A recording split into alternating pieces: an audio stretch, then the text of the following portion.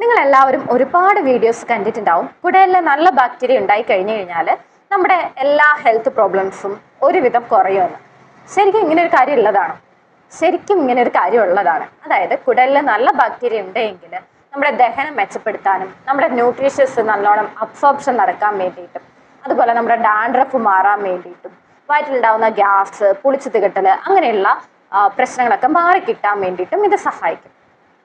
ഈ വയറ്റിൽ എങ്ങനെയാണ് നല്ല ബാക്ടീരിയ ഉണ്ടാവുന്നത്, അല്ലെങ്കിൽ വയറ്റിൽ നല്ല ബാക്ടീരിയ ഉണ്ടാവാൻ വേണ്ടിയിട്ട് നമ്മളെ ഹെൽപ്പ് ചെയ്യുന്ന ഭക്ഷണങ്ങൾ ഏതൊക്കെയാണ്? നമസ്കാരം, ഞാൻ ഡോക്ടർ സാരംഗി രാജചന്ദ്രൻ. അപ്പം കുടലിൽ നല്ല ബാക്ടീരിയ ഉണ്ടാവാൻ വേണ്ടിയിട്ട് നമ്മൾ ഏതൊക്കെ ഭക്ഷണം കഴിക്കണം എന്ന് നോക്കാം. നമ്മുടെ കുടലിൽ ഒരുപാട് മൈക്രോ ഓർഗാനിസംസ് വളരുന്നുണ്ട്. അതായത് എണ്ണിയാൽ ട്രില്യൺ കണക്കിന് എണ്ണി തിട്ടപ്പെടുത്താൻ കഴിയാത്തത്രയും മൈക്രോ ഓർഗാനിസം നമ്മുടെ കുടലിൽ വളരുന്നുണ്ട്. ബാക്ടീരിയാസും ഉണ്ട്, മോശം ബാക്ടീരിയാസും ഉണ്ട്. നമ്മുടെ കുടലിൽ നല്ല ബാക്ടീരിയ കുറയും മോശം ബാക്ടീരിയ കൂടുകയും ചെയ്യുമ്പോഴാണ് നമുക്ക് ഉണ്ടാവുന്ന പകുതി ദഹന പ്രശ്നങ്ങൾ ഉണ്ടാവുന്നത്. അതായത് പുളിച്ചു തികട്ടുക, നെഞ്ചരിച്ചിലുണ്ടാവുക, ഗ്യാസിന്റെ പ്രശ്നം ഉണ്ടാവുക, വയറ് വീർക്കൽ ഉണ്ടാവുക, അതുപോലെ ദഹനം നന്നായിട്ട് നടക്കാണ്ടിരിക്കുക, നമ്മൾ കഴിക്കുന്ന ഭക്ഷണം നന്നായിട്ട് അബ്സോർപ്ഷൻ നടക്കാണ്ടിരിക്കുക, ന്യൂട്രീഷൻസ് ഒക്കെ നന്നായിട്ട് അബ്സോർബ് ആവാണ്ടിരിക്കുക, ഇങ്ങനെയുള്ള പ്രശ്നങ്ങളൊക്കെ ഉണ്ടാവുന്നത് നമ്മുടെ വയറ്റിൽ നല്ല ബാക്ടീരിയ കുറയുന്നത് മൂലമാണ്.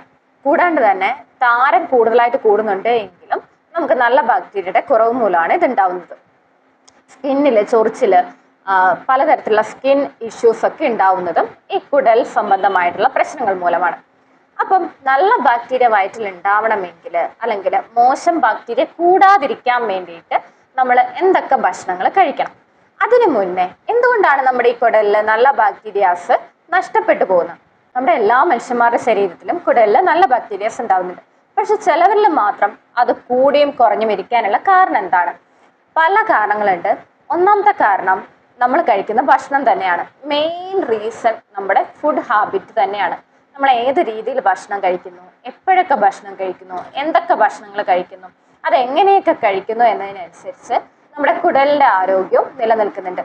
അതായത് നമ്മൾ വളരെ മോശം ഭക്ഷണമാണ് കഴിക്കുന്നത്, നമ്മൾ ഇറഗുലർ ആയിട്ടാണ് ഭക്ഷണം കഴിക്കുന്നത്, നമ്മൾ സമയത്തിന് ഭക്ഷണം കഴിക്കുന്നില്ല, ഭയങ്കര സ്പൈസസ് ഒക്കെ കൂടുതലായിട്ട് അടങ്ങിയിട്ടുള്ള ഭക്ഷണമാണ് കഴിക്കുന്നതെങ്കിൽ അത് നമ്മുടെ കുടലിലെ ബാക്ടീരിയ കുറയാൻ വേണ്ടിയിട്ടും അല്ലെങ്കിൽ കുടലിലെ ബാക്ടീരിയ നശിച്ചു പോകാൻ വേണ്ടിയിട്ട് കാരണമാവുന്നുണ്ട്. ജങ്ക് ഫുഡിന്റെ കൂടുതൽ ഉപയോഗം, ആൽക്കഹോളിന്റെ കൂടുതൽ ഉപയോഗം, അതുപോലെ നമുക്കറിയാം ഇപ്പോൾ വെജിറ്റബിൾസ് ആയാലും ഫ്രൂട്ട്സ് ഒക്കെ ആയാലും നമ്മൾ പുറമേ നിന്ന് വാങ്ങുന്നതിൽ ഒരുപാട് രാസവസ്തുക്കൾ ചേർത്തിട്ടും കീടനാശിനികൾ അടിച്ചിട്ടും ഒക്കെ കിട്ടുന്ന ഭക്ഷണമായിരിക്കും നമ്മൾ കൂടുതലായിട്ട് കഴിക്കുക. അങ്ങനെ പോയിസണസ് ആയിട്ടുള്ള ഭക്ഷണ പദാർത്ഥങ്ങൾ, അങ്ങനെ പോയിസണസ് ആയിട്ടുള്ള വെജിറ്റബിൾസും ഫ്രൂട്ട്സ് ഒക്കെ നമ്മൾ കഴിച്ചു കഴിഞ്ഞാലും നമ്മുടെ കുടലിൽ നല്ല ബാക്ടീരിയ നഷ്ടപ്പെടാം. കൂടാണ്ട് നമ്മൾ സ്ഥിരമായിട്ടുള്ള മെഡിസിൻസ് മൂലമൊക്കെ നമ്മുടെ കുടലിൽ നല്ല ബാക്ടീരിയ നഷ്ടപ്പെടുകയും മോശം ബാക്ടീരിയ കൂടാൻ വേണ്ടിയിട്ടും ഇത് കാരണമാവുന്നുണ്ട്. ഇതൊക്കെയാണ് നമ്മുടെ പ്രധാനപ്പെട്ട കാരണങ്ങൾ എന്ന് പറയുന്നത്. നിയന്ത്രിക്കാൻ വേണ്ടിയിട്ടും നമ്മുടെ കുടലിൽ നല്ല ബാക്ടീരിയ വളരാൻ വേണ്ടിയിട്ടും നമുക്ക് പ്രോബയോട്ടിക് എന്ന് പറഞ്ഞൊരു കാറ്റഗറിയിൽ ഉൾപ്പെടുന്ന കുറച്ച് ഭക്ഷണ സാധനങ്ങളുണ്ട്. എന്താണ് ഈ പ്രോബയോട്ടിക്? ഈ പ്രോബയോട്ടിക്സ് എന്ന് പറഞ്ഞു കഴിഞ്ഞാൽ നമ്മുടെ കുടലിൽ നല്ല ബാക്ടീരിയ വളരാൻ വേണ്ടിയിട്ട് ഈ ഭക്ഷണ സാധനങ്ങൾ സഹായിക്കും. പ്രോബയോട്ടിക്കിന്റെ ഒരുപാട് ഗുളികകളും പൗഡറുകളും സപ്ലിമെന്റ്സുകളും ഇന്ന് മാർക്കറ്റിൽ അവൈലബിൾ ആണ്. പക്ഷെ അതിലൊക്കെ ഉപരിയായിട്ട് കഴിച്ചുകൊണ്ട് തന്നെ നമ്മുടെ കുടലിന്റെ ആരോഗ്യം മെയിൻറ്റെയിൻ ചെയ്യുന്നതാണ് ഏറ്റവും നല്ലത്. അപ്പൊ അതിന് സഹായിക്കുന്ന കുറച്ച് ഭക്ഷണങ്ങൾ ഏതൊക്കെയാണെന്ന് നോക്കാം. ഒന്നാമത്തെ ഭക്ഷണം തൈരാണ്. തൈര് നമ്മുടെ കുടലിൽ നല്ല ബാക്ടീരിയ ഉണ്ടാക്കാൻ സഹായിക്കുന്ന മെയിൻ ഫുഡാണ്. അപ്പം രാത്രിയും രാവിലെയും തൈര് കഴിക്കരുത്. അതിന് പകരമായിട്ട് നമുക്ക് ഉച്ചയ്ക്ക് ഭക്ഷണത്തിന് ശേഷം ഒരു 4 സ്പൂൺ തൊട്ട് ഒരു 5 സ്പൂൺ വരെയെല്ലാം തൈര് ദിവസവും കഴിച്ചു കഴിഞ്ഞാൽ നമ്മുടെ കുടലിന്റെ ആരോഗ്യത്തിന് അത് ഒരുപാട് ഹെൽപ്പ് ചെയ്യും. നല്ല ബാക്ടീരിയ ഉണ്ടാവാൻ വേണ്ടിയിട്ട് ഹെൽപ്പ് ചെയ്യും. അതുപോലെ മലബന്ധം ഇല്ലാതാക്കാൻ വേണ്ടിയിട്ട് ഇത് സഹായിക്കും. തൈര് നമുക്ക് പല വിധത്തിൽ കഴിക്കാം. മോരും വെള്ളമായിട്ട് കഴിക്കുന്നത് ഒരുപാട് നല്ലതാണ്. ദിവസവും മോരും വെള്ളം കഴിച്ചു കഴിഞ്ഞാൽ നമ്മുടെ ഈ ചൂട് കാലാവസ്ഥയ്ക്ക് ഒരുപാട് നല്ലതാണ്. ഹൈഡ്രേഷൻ നിലനിർത്താനും അത് നല്ലതാണ്. മോരും വെള്ളം ഉണ്ടാക്കുമ്പം ഇഞ്ചി, ചെറിയുള്ളി, കറിവേപ്പില, കാന്താരിയൊക്കെ ഇട്ട് അടിച്ച് നല്ല മോരും വെള്ളം ഉണ്ടാക്കി കഴിക്കുകയാണ് എങ്കിൽ അത് ഗ്യാസ് ട്രബിളിനും പുളിച്ചു തീട്ടലിനും നെഞ്ചരിച്ചിലൊക്കെ കുറയ്ക്കാൻ വേണ്ടിയിട്ട് സഹായിക്കും. പഴങ്കഞ്ഞിയാണ്. പഴങ്കഞ്ഞി എനിക്ക് തോന്നുന്നു നമ്മളൊരു കാലം കൊണ്ട് നമ്മൾ കഴിക്കാൻ വിട്ടുപോയൊരു സൂപ്പർ ഫുഡാണ് പഴങ്കഞ്ഞി എന്ന് പറയുന്നത്. അതായത് രാത്രിയിൽ വെള്ളം ഒഴിച്ച് വെച്ച കഞ്ഞി രാവിലെ എടുത്ത് അതിലേക്ക് കുറച്ച് തൈരും അതുപോലെ കാന്താരി, കുഞ്ഞുള്ളി ഒക്കെ ചേർത്ത് നന്നായിട്ട് ഇളക്കി ദിവസവും കഴിക്കുകയാണെങ്കിൽ നമ്മുടെ ശരീരം തണുപ്പിച്ച് നിർത്താൻ വേണ്ടിയിട്ട് ഇത് സഹായിക്കും. അതുപോലെ കുടലിൽ നല്ല ബാക്ടീരിയ ഉണ്ടാക്കാൻ വേണ്ടിയിട്ടും ഇത് സഹായിക്കും. പഴങ്കഞ്ഞി പല വിധത്തിൽ ആണ് പല സ്റ്റേറ്റുകാർ കഴിക്കുന്നത്, പല രീതിയിൽ കഴിക്കുന്നവരുണ്ടാവും. ഇനി കുഞ്ഞുള്ളിയും കാന്താരിയും ഒന്നും ഇട്ടിട്ടില്ലെങ്കിൽ പോലും പഴങ്കഞ്ഞിയിൽ കുറച്ച് തൈര് ഒഴിച്ച് കഴിക്കുകയാണെങ്കിൽ അത് ഒരുപാട് നല്ലതാവും. അതുപോലെ തന്നെ ഡയബറ്റീസ് ഒക്കെ ഉള്ളവർക്കാണെങ്കിൽ ഇല്ല പഴങ്കഞ്ഞി കുടിക്കാൻ ബുദ്ധിമുട്ടുള്ളവരാണെങ്കിൽ രാത്രിയിൽ കഞ്ഞിയിൽ വെള്ളം ഒഴിച്ച് വെച്ചിട്ട് ആ വെള്ളം രാവിലെ എടുത്ത് അതിൽ തൈര് ചേർത്ത് കഴിച്ചു കഴിഞ്ഞാലും ഇതേ ഗുണം കിട്ടും. ഇതേ ഗുണം എന്ന് വെച്ചാൽ ഇതേ കംപ്ലീറ്റ് ഗുണം കിട്ടിയില്ല എങ്കിൽ ഒരു പകുതി ഗുണമെങ്കിലും നിങ്ങൾക്ക് കിട്ടും. അതായത് ബാക്ടീരിയ നിലനിർത്താൻ വേണ്ടിയിട്ട് ഇത് സഹായിക്കും. ഇനി വേറൊരു ഫുഡ് എന്ന് പറയുന്നത് അച്ചാറാണ്. ഞാൻ ഒരു വീഡിയോയിൽ പറഞ്ഞിട്ടുണ്ടായിരുന്നു അച്ചാർ കൂടുതൽ കഴിക്കുന്നത് നല്ലതല്ല, പ്രത്യേകിച്ച് വിനാഗിരി ഒഴിച്ച അച്ചാർ കൂടുതൽ കഴിക്കുന്നത്. ഞാനിവിടെ വിനാഗിരി ഒഴിച്ച അച്ചാറിനെ കുറിച്ചല്ല പറയുന്നത്. വിനാഗിരി ഒഴിക്കാണ്ട് നമ്മുടെ കടുകെല്ലാം ചതച്ചിട്ട് നല്ലെണ്ണയിൽ ഉണ്ടാക്കിയെടുത്ത അച്ചാറാണ് എങ്കിൽ അത് ഇതിൽ ഫെർമെൻറ്റേഷൻ നടന്നു കഴിയുമ്പം നമ്മുടെ കുടലിൽ നല്ല ബാക്ടീരിയ ഉണ്ടാക്കാൻ വേണ്ടിയിട്ട് ഇത് സഹായിക്കും. പക്ഷേ വിനാഗിരി തീരെ ചേർക്കാൻ വേണ്ടിയിട്ട് പാടില്ല.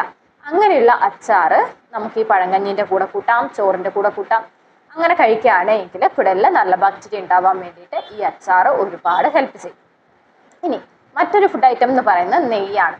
രാവിലെ വെറും വയറ്റിൽ നെയ്യ് കഴിച്ചാലുള്ള ഗുണങ്ങളൊക്കെ നമ്മൾ ഒരുപാട് വീഡിയോയിൽ പറഞ്ഞാണ്. ഒരുപാട് സെലിബ്രിറ്റീസ് ഫോളോ ചെയ്യുന്ന ഒരു റുട്ടീനാണ് രാവിലെ വെറും വയറ്റിൽ നെയ്യ് കഴിക്കുക എന്നുള്ളത്.